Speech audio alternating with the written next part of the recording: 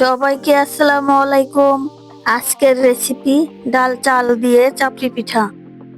তাহলে চলুন রেসিপিটা শুরু করি।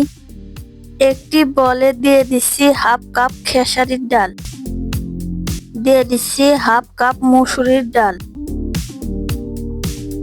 দিয়ে দিচ্ছি হাফ কাপ ভাতের চাল। ডাল চালগুলো একটু মিশিয়ে নিব। এখন দিয়ে দিচ্ছি পর্যাপ্ত পরিমাণের পানি।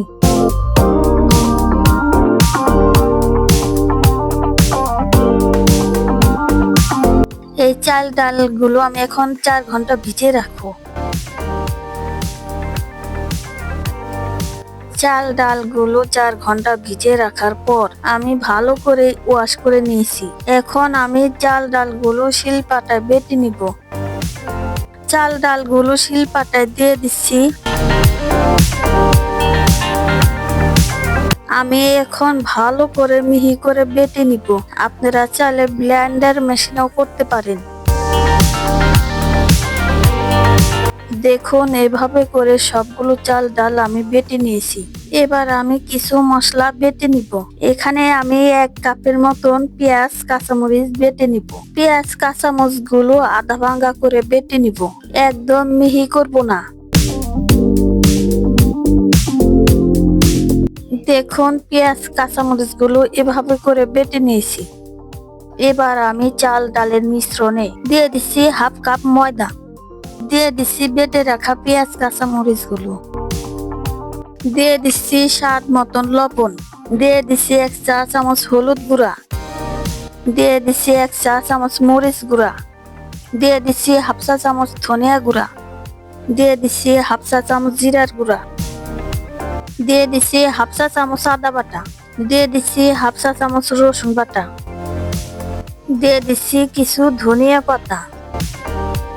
এগুলোর মধ্যে এখন আমি হাফ কাপ পানি মিশিয়ে নিব এবং ভালো করে মিশিয়ে নিব।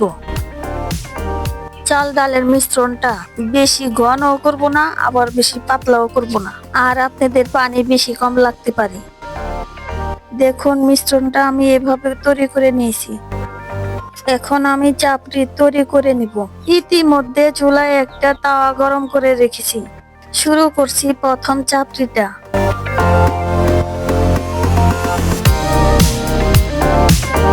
আমি এখানে চামচ ব্যবহার করছি, আপনারা চাইলে হাতও ব্যবহার করতে পারেন।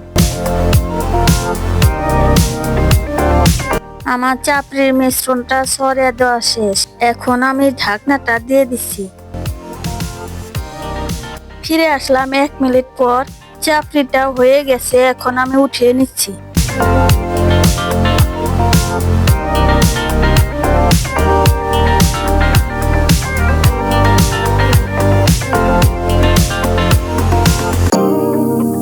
মাশাআল্লাহ, প্রথম চাপড়িটা আমার সুন্দর হয়েছে। আমি আরো একটি চাপড়ি আপনাদেরকে বানিয়ে দেখাচ্ছি।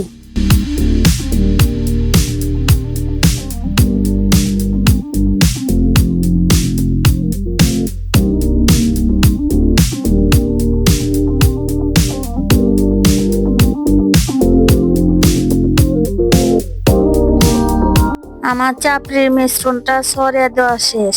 এখন আমি ঢাকনাটা দিয়ে দিচ্ছি। আমার এই চাপড়িটাও হয়ে গেছে, এখন আমি নামিয়ে নিচ্ছি।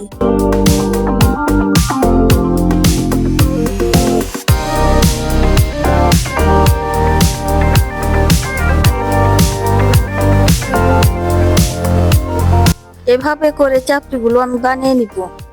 এই চাপড়িগুলো গ্রামের মানুষদের খুবই পছন্দের খাবার।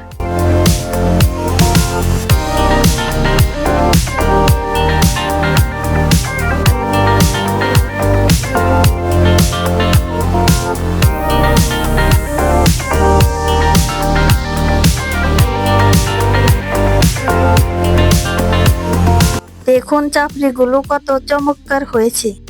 চাপড়ির নিচের পাটটাও পুড়ে নাই। একটি চাপড়ি আপনাদেরকে আমি ছিঁড়ে দেখাচ্ছি। আশা করি আপনারা এই রেসিপিটি তৈরি করে খাবেন। সহজ সহজ রেসিপি দেখতে জান্নাত কিচেন এই চ্যানেলটির সাথেই থাকুন। সকলকে ধন্যবাদ। আল্লাহ হাফেজ।